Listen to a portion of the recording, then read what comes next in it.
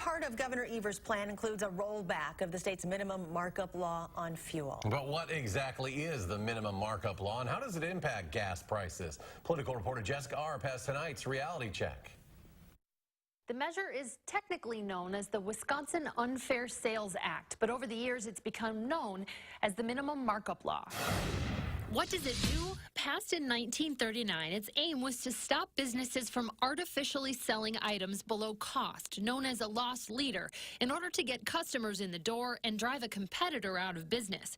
So the law prohibits selling anything below the cost the seller paid, calling it, quote, a form of deceptive advertising. When it comes to motor vehicle fuel, there's an additional layer. The law defines the cost of gas or diesel to also include the cost of doing business for that seller.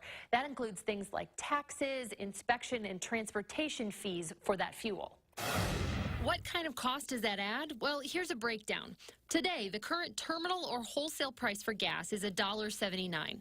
Added to that price is 18.4 cents for federal taxes, 30.9 cents for the state gas tax, which is what Evers also wants to raise by 8 cents.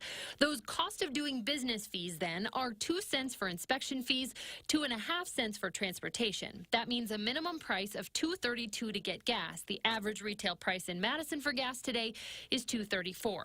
There can also be an additional 9% markup from there, but retailers are allowed to meet competition, meaning if someone marks gas down, say near a state line, everyone in the state could match price to mark down, meaning gas could cost less than the minimum markup price.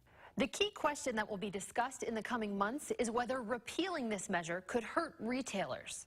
The state's Petroleum Marketers Association says this will eliminate local competition with big box stores, while the state's free market advocates argue this solely inflates the cost of goods for consumers. I'm Jessica Arp with this News 3 Now Reality Check.